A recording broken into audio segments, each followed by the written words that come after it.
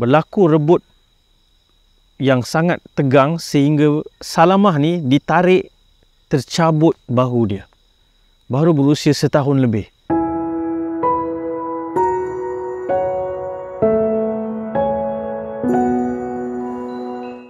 Kadang-kadang bila kita scroll dekat Instagram, dekat TikTok, kita mungkin pernah nampak orang buat video cerita pasal kebaikan strangers. Diorang buat kebaikan-kebaikan kecil and then they pay it forward. Mungkin juga pernah nampak konten yang ada masyarakat kat negara-negara tertentu kat dunia ni, yang mana bila stranger kemalangan ataupun sedang dalam bahaya, semua orang buat tak tahu je.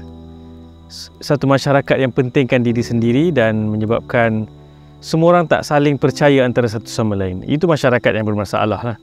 Cuma kalau Malaysia ni, kalau kita ambil konteks ni, kita ada banyak kebaikan-kebaikan yang luar biasa. Dan kalau kita lihat, kalau ada satu orang tu sakit atau diperlukan sumbangan, ramai strangers yang boleh datang dan ulurkan bantuan walaupun tak ada hubungan kekeluargaan, walaupun tak kenal dengan siapa yang mereka bantu.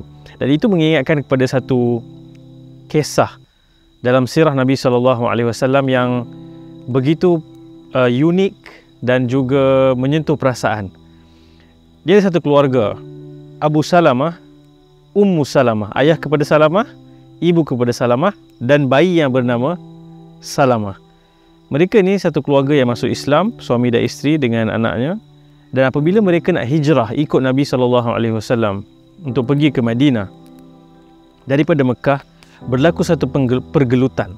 Apabila keluarga si lelaki ini, Abu Salamah, datang bagi tahu, kalau engkau nak pergi pindah ke mana pun, kau nak ikut agama apa pun, itu urusan kau. Tapi isteri engkau ini, Ummu Salamah ni, milik kabilah kami. Kami tidak akan benarkan dia ikut sekali. Dan berlaku pergelutan, mereka pukul Abu Salamah dan sehingga Abu Salamah kemudian terpaksa pergi sendirian. Dan respon kepada itu, keluarga Abu Salamah ni pula datang bergaduh dengan keluarga Ummu Salamah nak dapatkan baby tu. Berlaku rebut yang sangat tegang sehingga Salamah ni ditarik, tercabut bahu dia. Baru berusia setahun lebih. Ibunya tak sanggup melihat keadaan tu dan terpaksa melepaskan anaknya. Dan selama 1 tahun Abu Salamah berada di Madinah. Salamah baby tu ada dekat keluarga Abu Salamah, dan Ummu Salamah pula terpisah dengan keluarga dia.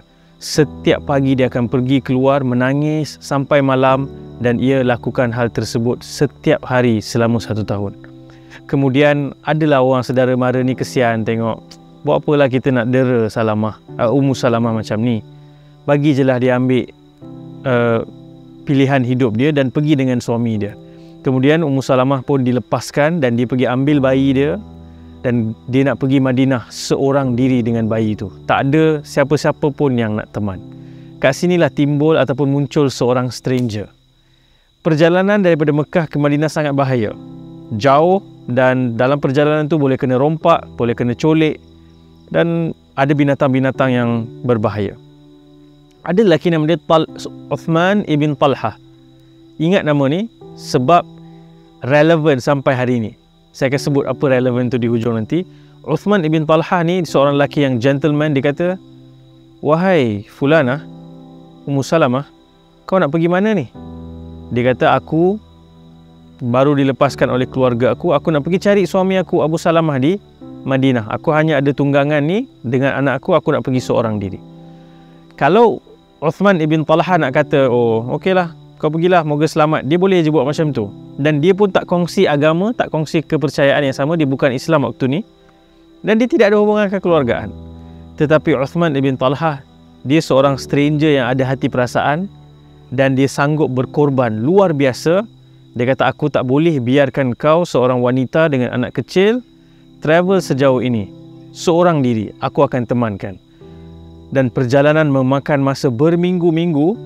Uthman ibn Talhah bawakan Ummu Salamah dan Salamah baby ni sampailah di Quba, di sempadan kota Madinah, hantarkan mereka di situ dan berjalan kaki balik semula ke Mekah.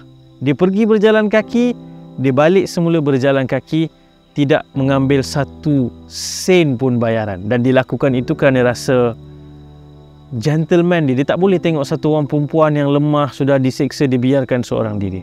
Dan bayangkan kemuliaan yang Allah Subhanahu Wa Taala berikan kepada lelaki yang berkorban untuk seorang stranger. Apabila berlaku pembukaan kota Mekah nanti, Nabi SAW akan panggil Uthman ibn Talhah. Nabi kata kunci Kaabah akan berada di tangan Uthman ibn Talhah dan di bawah keturunannya sahaja.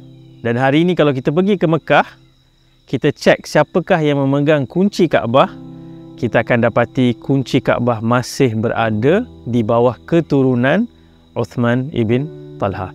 Sebab tu dalam konteks kita kadang-kadang stranger, kita nampak ada orang perlukan pertolongan, ada orang yang dalam keadaan susah, kita tak perlu nak ada hubungan kekeluargaan atau kita mestilah berkongsi kepercayaan yang sama sebagai syarat untuk kita berkorban. Kita boleh berikan dan itu dikira di sisi Allah Subhanahu Wa Taala sebagai satu amalan yang ganjarannya begitu besar.